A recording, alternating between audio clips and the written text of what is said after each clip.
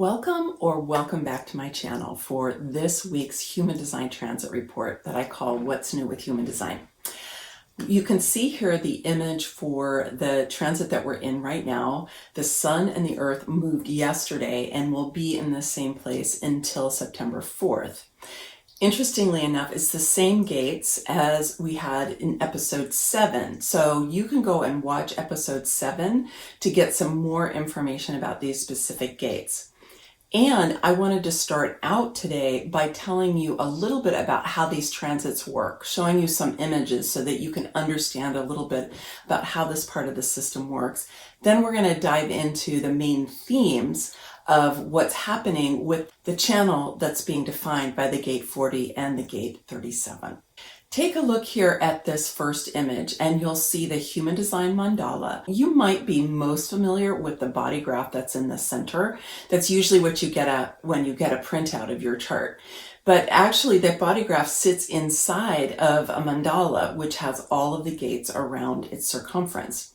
Now you'll see here that the Sun in this particular transit is pointed here at the gate 40, while the Earth is pointed at the gate 37, which is what's happening right now.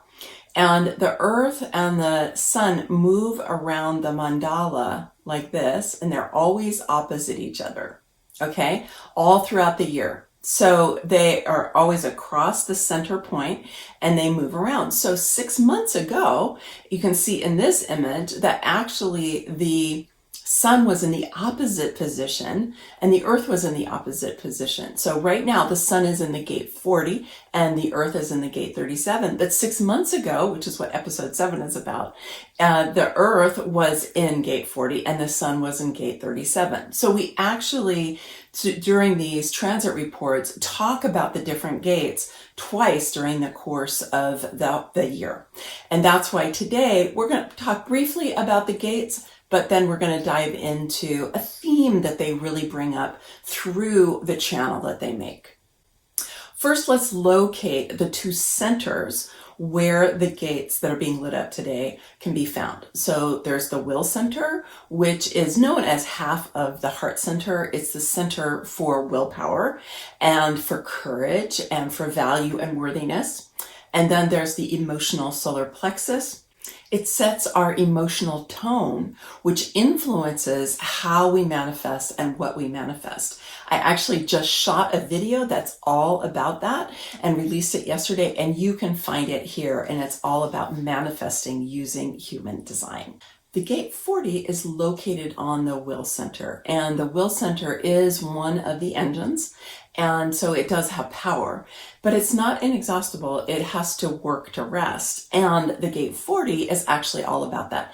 In traditional human design, it's known as the gate of loneliness, which I think is not all that helpful. I think it's more about aloneness, being able to withdraw in order to restore, which is why it's called restoration in quantum human design.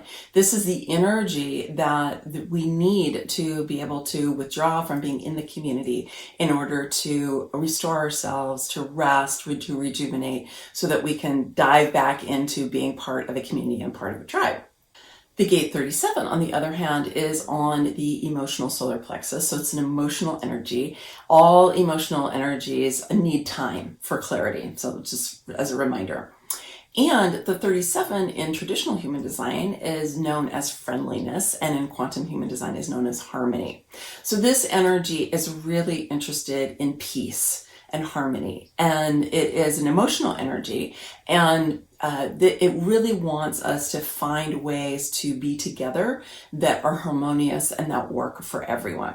And this is interesting that when we turned to the channel that they make, which is called the channel of the bargain, and it's all about agreements and it's all about contracts. Obviously, there's many different directions we could go in talking about agreements and talking about contracts. And certainly, business contracts are here, the marriage contract, which, until fairly recently was really a business contract. All of that was in this channel. What I want to focus on today, though, is our unspoken and subconscious agreements. The reason for this is that they are actually super important, And yet, many times we're not even aware of them. We don't give them sufficient attention so that we can have our relationships work really well. So let me give you an example. In many families, there are certain things that you never talk about. You have an unspoken agreement that you never talk about it. So for example, let's say there's a fight or conflict and then things settle down. But you never talk about it. You never talk about what happened. You never come back together and try to work out what the conflict was. You just let everybody kind of go to their corners, let the energy dissipate, and then you never talk about it. I know that this was true in my family. I've talked to many, many people for whom this was true. It's agreements like this that help us know who we are as a people and who we are as a family. So this is tribal energy. This is in the tribal circuit. It's the community sub-circuit or the business sub-circuit or the ego sub-circuit of the tribal circuit, but it's still tribal energy. It is about how we know who we are. And part of how we know who we are is the agreements that we make, the things that we agree to talk about and the things that we agree not to talk about. So for example, in some families, still today, but certainly in the past, there were unspoken agreements that if somebody was gay or lesbian or transgender, that you wouldn't talk about it. Like nobody would talk about it. And there might be different levels of acceptance underneath that not talking about it. But in any case, it wasn't something that you brought up. I was talking with a friend of mine recently, and she told me a story about her brother who was gay, but he never came out to their family at all. And she actually encouraged him at one point. She was living in the Castro in San Francisco, which is a very gay area. And she encouraged him to come and live with her so that he could be in a gay environment. And he was adamantly refused to acknowledge the fact that he was gay. And the agreement, the unspoken agreement inside of their family was so strong that he carried it with him his entire life. And even when he died of AIDS, he never acknowledged that he was gay, even though certainly his sister and probably everybody in his family knew that he was. Another common thing that people don't talk about is if someone is drinking too much.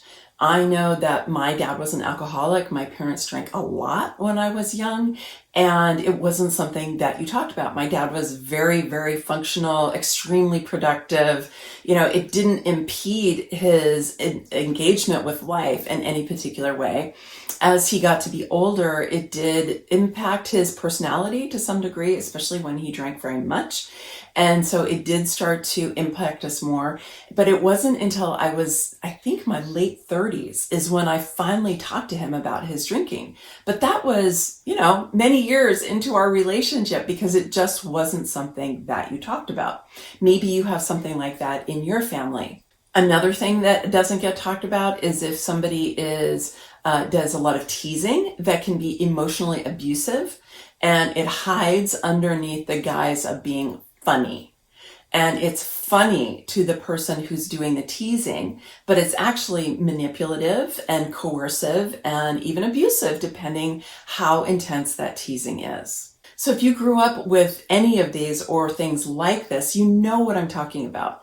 And what happens is that we bring these unspoken agreements, unacknowledged behaviors and ways of being into our adult life.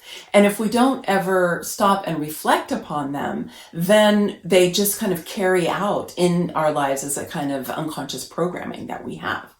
So it's really worth it to take the time to look at what you think some of your unspoken agreements might be, what your assumptions are, what your expectations are, what you think is how things are supposed to be, but you've actually never talked about it, even with maybe your beloved that you've lived with for a long time.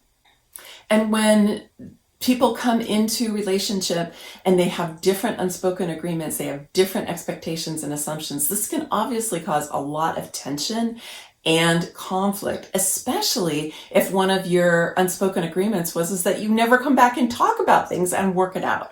Now, fortunately, I think today this is changing for many people, but it's still fairly common. So I would encourage you to take the time to reflect for yourself about what some of your unspoken agreements and expectations and assumptions are. I want to acknowledge that this isn't easy, especially if you've been in relationship with someone for a long time, whether that's your beloved or people that you work with or people that you live with, and bringing up something that maybe has never gotten spoken about. It takes courage. I want to just acknowledge that it can take a lot of courage to do that. I know when I finally confronted my dad about being an alcoholic, it took a lot of courage for me to do that. I actually wrote him a letter. And then I talked to him about it because I couldn't just talk to him straight up about it. And so it takes courage. And it also takes communication skills. It takes the ability to speak up, talking about yourself, talking about how you feel, talking about your perspective, not just asserting that something is true without soliciting from the other person what their perspective is. So one of the recommendations that I would have is for you to bring up the subject that you have a sense that there are some unspoken agreements that you have, and you're realizing for yourself the things that you've actually been buying into or you've been fueling that you think is not really supporting your relationship. And so you want to bring it up so that everyone can get on the same page, and then you can make choices, conscious, deliberate choices about what you want your agreements to be. And to do this at a time when you're calm, when you're centered, when you're grounded, and you're not in a place of blame or rejecting, because that's never helpful in communication. It won't get you on the same page to have a really good agreement. It's just as likely to send you in opposite directions as it is to bring you together. So this week, while the channel of the bargain is being lit up, you have extra support to be able to be looking at your agreements and to be bringing up to the surface the subconscious ones that you might not even be aware of. This is a really valuable time, particularly if you are aware of having some kind of relationship tension or relationship conflict, to go inside and to wonder what agreement, what expectation, what assumption is operating so that this conflict is arising. And then how can I talk to the people in my life about it, not to make them wrong, not even to make myself wrong, but to just develop your awareness, your discernment about what's happening. Because until you have a sense of what's happening, it's hard to change it. But it's through bringing that up into awareness and then having dialogue about it. Because a lot of times when you have dialogue about it and when you're both willing to do that, a lot of things can be illuminated. And that's when you can have the breakthroughs to a whole another way of relating with each other and purposely creating your agreements together. I have some reflection questions that I encourage you to write about, to just have with you on a walk, take it while you're meditating, talk to the people in your life about it, because I think it could help you to go deeper with these themes. The first one is just to be honest with yourself about what are you expecting and what are you assuming that you've never said out loud. It's fascinating to me how often we assume that other people have the same way of thinking about things or the same way of doing things as we do. It's astonishing. And it's really important to get on the same page, particularly if you're living with someone. The next one is, what are you still doing? What agreements are you carrying forward with you that you realize are maybe not working for you? Maybe they worked for you at some point in the past. There might have been times, for example, if you grew up in a really alcoholic family, like I mentioned before, or you grew up in an abusive family before, not talking about it probably was the smartest thing you could possibly do, right? Because you didn't want to get into a fight with the person, your parents about it, right? So I get that piece. But now, as an adult, if you're still carrying that forward, it's probably not serving you. So take a look at that. Related to that is, what conversations can you have that would help you to unpack some of what's been unconscious or what's been unspoken? What conversations and with who? And with that, how can you create win-win agreements with people? So bringing up something that if you notice that someone has an addictive problem, or even if you're thinking about this about yourself, like maybe you have an addiction with alcohol or with television or with social media or something, right? And you're realizing, wow, this is an issue for me, and you want to see how it's impacting the people in your life. And then you want to come up with an agreement, like, how can we respond to this situation? Like, is it really impacting our relationship? Like, what can we do? And you might be asking for some support around changing your behavior. That could be a win-win situation for you or with the other person. For the comments this week, I'd like you to share one thing that you're going to do this week that is going to help you to have a conversation, reflect more deeply about your own assumptions, your own unspoken agreements, that's going to help you to move forward with creating agreements that really work for you. I'm Maggie Ostara. Go ahead and subscribe and give it a thumbs up, and I will be back next week for our next transit report. Many blessings. Much love. Bye for now.